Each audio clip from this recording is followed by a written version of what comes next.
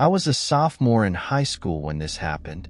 I used to take the bus to and from school. I lived at the end of a quiet, curving street. The houses in my neighborhood had long driveways and were surrounded by dense trees. It was a rural area, and the bus didn't come down my street, so I had to walk to the end of it and wait at the bus stop. I was the only student on my street who rode the bus. One cold morning, I left my house early. The sky was still dark as I walked down the street. As I rounded one of the curves, I noticed something unusual. There was a man standing in my neighbor's yard, partly hidden behind a tree. I didn't recognize him, and it looked like he was hiding. I only glanced at him for a second before continuing to the bus stop. The bus arrived shortly after I reached the stop, and I got on without thinking much about the man. School went by as usual, and I forgot all about the strange figure. That afternoon, the bus dropped me off at the corner, and I started walking back home. As I passed the same spot, I saw the man again. This time, he was standing in the woods just off the road. It felt strange and suspicious. I walked past quickly, trying to ignore him. As I continued down the street, I glanced back and saw him step out onto the road. He was following me. I was still a good distance ahead, so I didn't panic. I kept walking, my pace quickening. When I reached my driveway, I looked back again. He was still there, maintaining the same distance. I hurried up the driveway, got out my keys, and rushed inside. Once inside, I felt safer. I checked out the front window but didn't see him anymore. I was home alone for a few hours until my parents got home from work.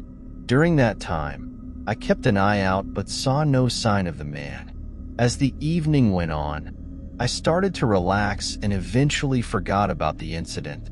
The next morning, I left the house again to catch the bus.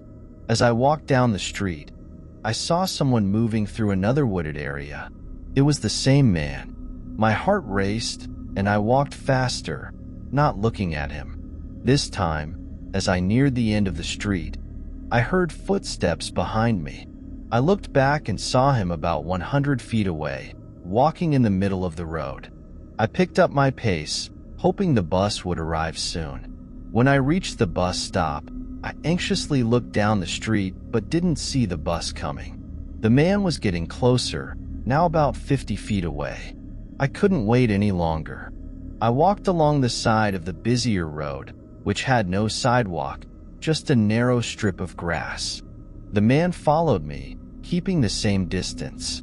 After a few minutes, I saw the bus approaching. It was turning onto the road I was walking on. Relief washed over me.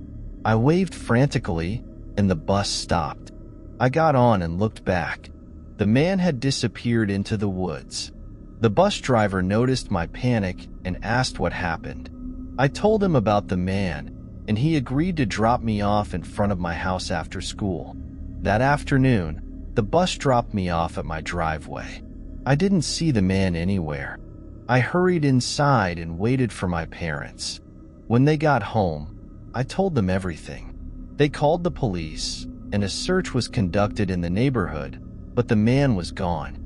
None of the neighbors knew who he was. After that, the bus picked me up and dropped me off at my driveway. Thankfully, I never saw the man again. Years later, in college, I found myself reflecting on that chilling experience. I couldn't shake the feeling that the man was still out there, somewhere. I often had nightmares about him, waking up in a cold sweat, heart pounding. One evening, while I was home for summer break, I decided to take a walk around the old neighborhood. It was dusk, and the sky was painted in hues of orange and pink. As I walked, memories flooded back, and I found myself at the curve where I first saw the man. I stopped and looked around. The woods were dense, shadows stretching out like fingers. I shivered, feeling a sudden drop in temperature. I turned to leave, but something caught my eye. A figure was standing just inside the tree line, watching me. My heart skipped a beat. It was him. "Hey!" I shouted, trying to muster some courage. "Who are you?" The figure stepped forward, and I could see him more clearly.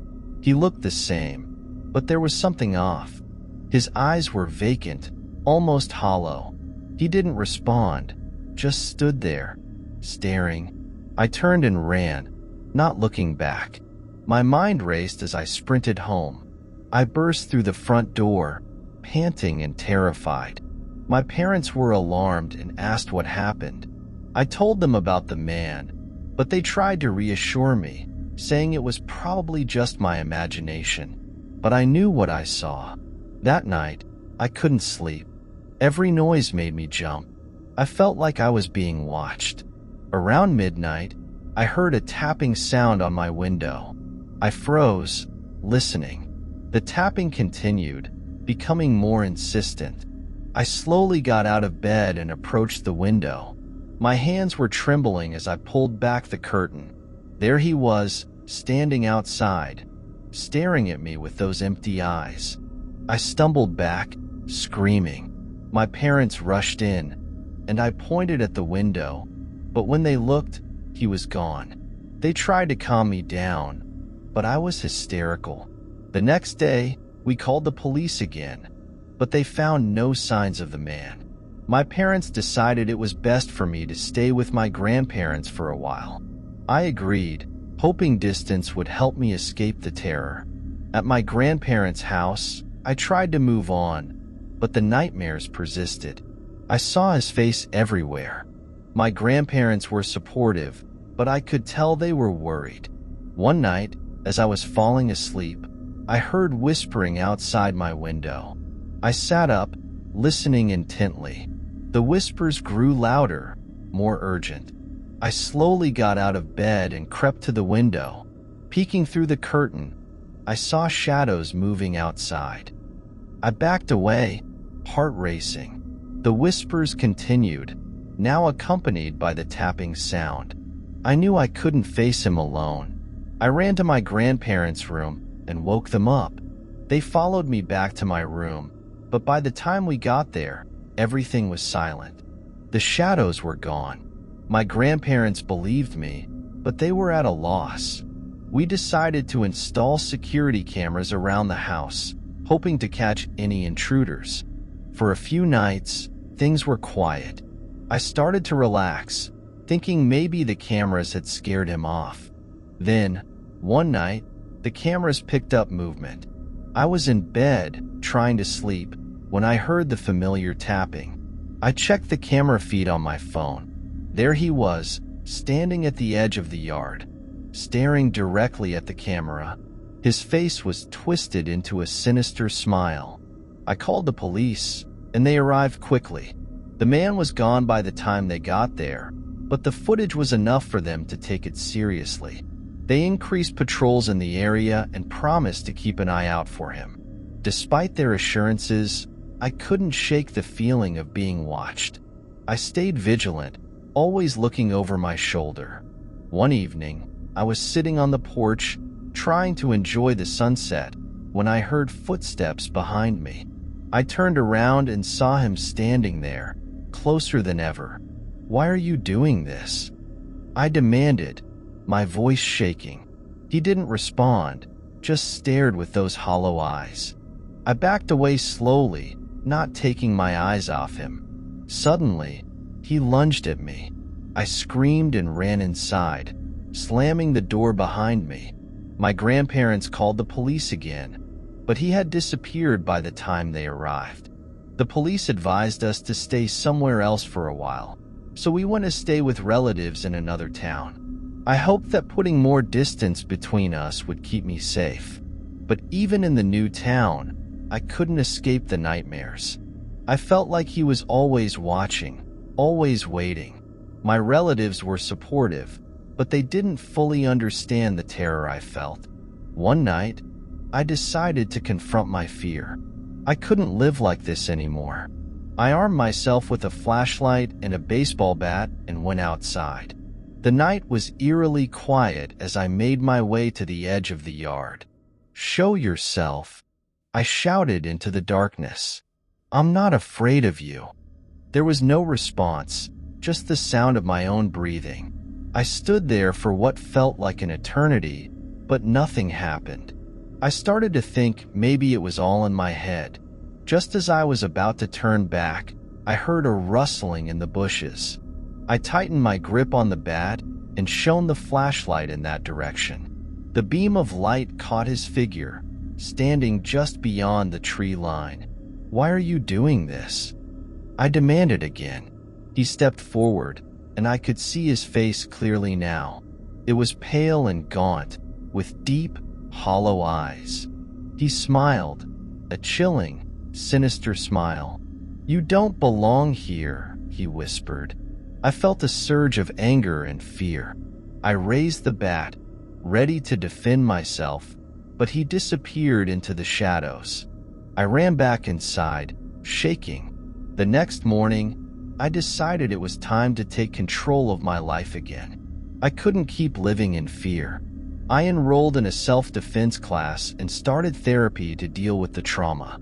Slowly, I began to rebuild my confidence. Years passed, and the memory of the stalker faded, though it never completely left me.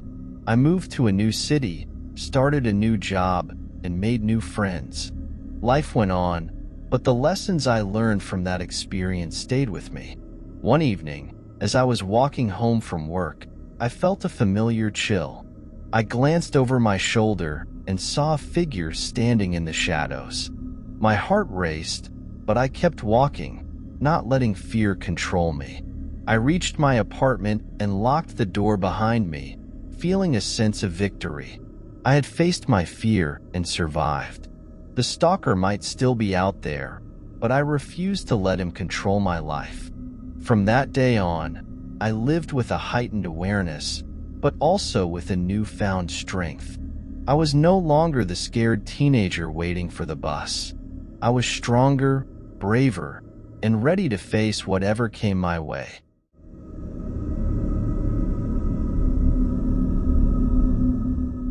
In 2012, on the final day of my sophomore year in high school, I received a friend request from a girl I recognized from my gym class. Let's call her Emma. Emma was a year below me. We had never spoken to each other, and we had no mutual friends. Before this friend request, I hadn't even known her name. However, after glancing at her profile and seeing that she was the cousin of a girl in my grade and went to the same school, I accepted her request. Throughout the year, Emma and I had gym class together. My friends and I never participated in gym activities. We just hung out by the locker rooms. I remember Emma with her group. They would dress out but wouldn't participate either, usually sitting across the gym. She stuck out in my memory because I often caught her staring at me. I wasn't popular or cool, more of an outcast, a bit tomboyish and emo. Her staring was odd, but I always brushed it off, thinking she was just looking in my direction. Let me backtrack a bit. At the time, I had a secret iPod Touch with a text-free app. My father was very strict and wouldn't allow me to have a cell phone or even an iPod Touch, so I bought one from a friend for around $100 during my freshman year. I used the text-free app to communicate with friends, but never made my number public on Facebook for fear my dad might see and catch me. He always claimed he had ways to see what I was doing on Facebook without having an account himself, and I believed him. Even though my account was set to ultimate privacy, I still watched what I was posting. A few days into summer vacation, I started getting texts on my app from an unknown number with an unfamiliar area code. I Googled the area code and found it was from a town in a random state. Since I lived in Florida, it was odd that an out-of-state number was texting me. At first, I thought it was a prank by a friend. The person called themselves Frank and knew my name, school, age, and other details. I was even more convinced it was a friend because my favorite movie was Donnie Darko, which features a man in a bunny suit named Frank. I kept asking if it was this friend or that friend, but the answer was always no. The conversation quickly took a dark turn. Frank started telling me they had been following me for about a year, watching me at the grocery store with my dad, at the beach with my friends, even describing my bathing suit. This freaked me out because I had no photos of me in a bathing suit online. I was uncomfortable with my body, so bikini pics were a definite no. Frank then talked about plans to kidnap me and described sick, disturbing things they would do to me. I tried to ignore the number, but they wouldn't stop. Just before I blocked the number, I saw a Facebook post from Emma saying, "Whoever is texting me from blank number, please stop." I'm really scared. My heart sank. I recognized the area code and confirmed it was the same number texting me. I sent Emma a message explaining I was getting texts from the same number and was freaked out. She said the person called themselves Frank and described receiving letters in her mailbox. She sent me pictures of the letters, which made me think we were being harassed by a serial killer based on the content. I was scared for her, as Frank knew where she lived. After exchanging messages for a few days, we became friends. It was a trauma bond. We both knew what the other was feeling and going through. A couple of weeks passed, still getting crazy texts, still talking to Emma daily. She told me there was a white car parked at the end of her driveway, which she had noticed before. Her mom had to work in a town 2 hours away, leaving her alone all day. I was terrified for her and offered to let her come to my house until her mom picked her up that evening. Before Emma came over, Frank had no idea what my house looked like or where I lived. I wanted to give a false impression and asked Frank what they thought my house looked like. They guessed a white house with blue shutters. I replied, "How did you know?" In reality, my house was brick with brown shutters, but I didn't want Frank to know that. Emma came over, and we spent the day going over everything that had been said to us, the letters she was receiving, and the white car, which she said was an old Honda. The whole time she was at my house, neither of us received any texts, which I found odd. About 45 minutes after she left, I got a text simply stating, "Brick house, brown shutters." My heart stopped. Frank explained they had followed Emma to my house and watched her mom drop her off in my driveway. Now they knew where I lived, and I was on edge. My dad often left me home alone, even at night until late hours. I had no cell phone, no landline, no way to call the police if needed. I started keeping an aluminum bat and a butcher knife for self-protection. I mostly stayed in the computer room, located in the front of our house with a window overlooking the front yard. I kept the blinds shut and the doors locked at all times. Late one night, I heard the sound of the metal brake of my bike's handlebar slide against the brick wall of our front porch, accompanied by the door handle being jiggled. I jumped out of my chair with the bat in hand and yelled, "Who's there?" as I ran to look out the window by the door. No one. I ran back to the computer room to look out into the front yard and heard a car door slam and peel off into the night. I was so scared and wanted to tell my dad what was going on, but I couldn't be completely honest because I wasn't supposed to have an iPod and the text-free app. It was my lifeline for music and talking to friends, and I didn't want it taken away, so I stayed silent. One day, Emma told me she had a cousin on the police force, and they found the guy parked in an abandoned lot outside a closed-down grocery store a few miles away. She said they found pictures of us in his car, and he was arrested. I was relieved to not receive any more texts from that creep. A couple of weeks later, junior year started, and Emma became my best friend. Everything seemed great. We hung out all the time, had sleepovers, and had a lot of fun together. But Emma started to become possessive. If I didn't text back immediately, she would blow up my phone. If I couldn't hang out, she would get angry and accuse me of not being a real friend. At our last sleepover, she confessed she was bisexual and had a crush on me. I didn't know what to say and, fearing her reaction, awkwardly laughed it off and changed the subject. It made sense now why she had been staring at me in gym class the year before. Then, it hit me. When she came to my house the first time, it was odd that neither of us received texts. After she left, Frank suddenly knew where I lived and what my house looked like. Her story about her cousin being a deputy and the arrest seemed fabricated. She couldn't even give me the name of the man arrested, claiming her cousin wouldn't tell her. If there were a stalker arrested with pictures of me in his car, wouldn't the police have talked to my dad? The only rational explanation was that it was Emma all along. She was Frank. How she got my number remained a mystery, as I never posted it and we had no mutual friends. My friend group was tight-knit, and they wouldn't give my number to a random girl without telling me first. I confronted Emma, telling her I suspected she was behind the texts. She blocked me instantly, never talked to me again, and wouldn't even look at me in the halls. It's been 10 years, and I still don't know why a 15-year-old girl would go to such extremes. Why she sent vile and terrifying texts, then pretended to receive them too, forcing a trauma bond between us. It was all so calculated, the way she baited me with that first post, somehow knowing I would reach out, just to become my best friend. She could have just been herself and started a conversation. I would have been her friend.